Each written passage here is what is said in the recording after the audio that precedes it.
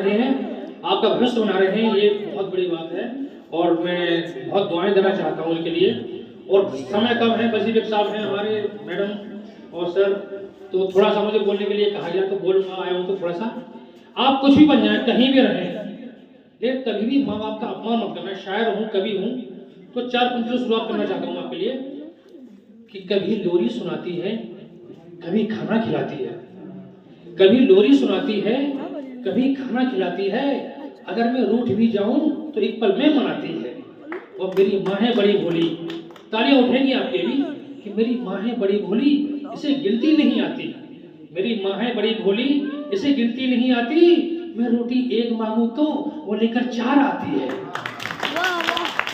मेरी माँ है बड़ी भोली, इसे गिनती नहीं आती, मैं रोटी एक मांगू तो वो लेकर 4 आती है।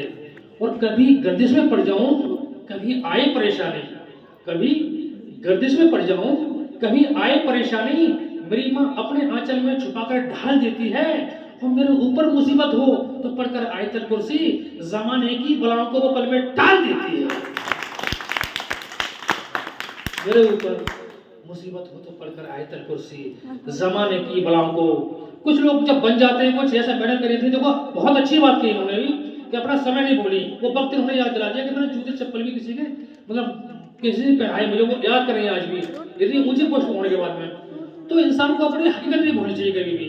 तो ऐसा नहीं है कि मतलब कुछ बन जाए तो हम अपना टाइम भूल जाए, वो नहीं है। तो ये कभी मत भूलना चाहिए। और माँ बाप का अपमान कभी कभी मेरे हिसाब से कभी नहीं करना चाहिए, कहीं भी हुआ। तो बस मैं यही कहना चाहता हूँ कि मेरे माँ बाप के सजदे सफर में साथ रहते हैं। आप लोग इंटरव्यू देने जाएंगे ना, तो घर में माँ बाप दुआएं करेंगे आपके लिए कि मेरा बेटी या बेटा साथ खरीद के जाए, इंटरव्यू देकर आए और साथ खरीद के घर वापस आ जाए। वो दुआएं करते हैं, आपको नहीं पता। तब कहना चाहता हूँ कि मेरे माँ बाप के सजदे सफर में साथ रहते हैं, और मैं जब तक घर ना आ जाऊं दुआ में हाथ रहते हैं। मैं जब तक घर ना आ जाऊं दुआ में हाथ रहते हैं, मैं जब तक घर ना आ जाऊं। तो बस इन्हीं शब्दों के साथ, इन्हीं लफ्जों के साथ मैं अपनी बात खत्म करना चाहता हूँ। समय कम है, सर को बोलना भी है। और बहुत बहुत शुक्रिया, बहुत शुक्रिया, थैंक यू।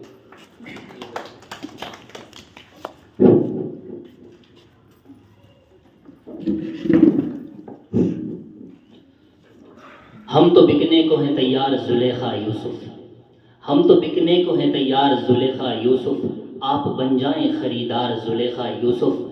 हर कहानी में गुनहगार नहीं होता मर्द, हर कहानी में गुनहगार नहीं होता मर्द। लड़कियों पढ़ तो लो एक बार जुलेखा यूसुफ, उसने दुनिया में उतारे हैं फ़कत 4 ही लोग, उसने दुनिया में उतारे हैं फ़कत 4 ही लोग, अपना महबूब गुनहगार Zulekha Yusuf. Now the program is go ahead. I would like to call Chief Guest of the Day, Dr. Mohsin sir. Please come on the stage and say a few sentences about this special occasion.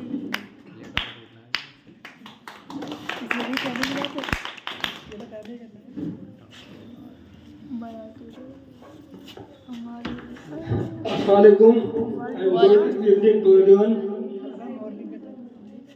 मैं असरार भाई का बहुत शुक्रगुजार हूँ, और जो रोज़ेफ education centre का खास करके कि माशाल्लाह बहुत अच्छी महफिल सजाई आपने, बहुत अच्छा स्टेट स्टार्ट कराया आपने, और 2015 से आप काम कर रहे हैं माशाल्लाह। तो हम लोग सब जुड़ने के लिए आए आपसे, हाँ, और दिल से जुड़ने के लिए आए हैं।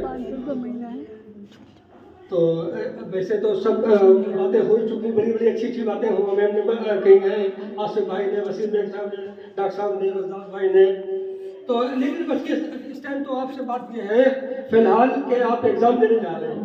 तो एग्ज़ाम देने में क्या करेंगे, सबसे पहले जब क्वेश्चन पेपर मिले तो सबसे पहले सिंपल वाले को पहले स्टार्टिंग से करते चले जाओ, और जो क्वेश्चन नहीं आ रहा है उसे छोड़ दो। उस टाइम उसे छोड़ दो, बाद में अटेम्प्ट करना। जो आ रहा है वो पहले कर लो। ये तरीका होता है, नहीं तो आखिर में पता चलता है टाइम भी नहीं रहता है, और जो हार्ड क्वेश्चन होते हैं वो पहले करना शुरू कर देते हैं, या उसी में टाइम वेस्ट हो जाता है। तो इसलिए पहले क्वेश्चन से स्टार्ट करें और करते चले जाएं।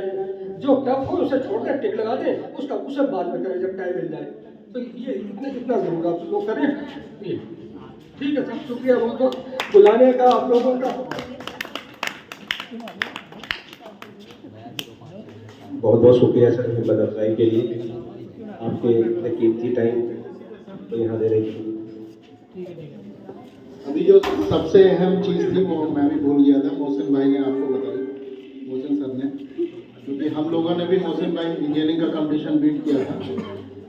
आज भी जो कंडीशंस होते हैं उसमें OMR शीट होती है या आप क्वेश्चन जो पेपर अपना अटेम्प्ट करते हैं या टेस्ट जो देंगे AMU का, उसकी खास बात यह है कि 3 राउंड में करिए पेपर।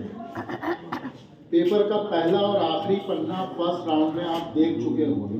अगर आप देख चुके हैं तो आप सबसे पहले वो क्वेश्चन पे OMR शीट भरते चले जाइए जिसपे आपको खटाखट आ गया। 50% आपका वहीं कंप्लीट हो गया। अगर आप एक तरफ से लगे और आखिरी तक नहीं देख पाए तो पता चला आप 40% कर पाए और आपने कहा अरे वो तो क्वेश्चन फिर बाहर आते हैं, जैसा अक्सर होता भी है कंपटीशन में, अरे वो तो देखा ही नहीं मैंने, वो मुझे पता ही नहीं था वो कौन से पे था। तो आप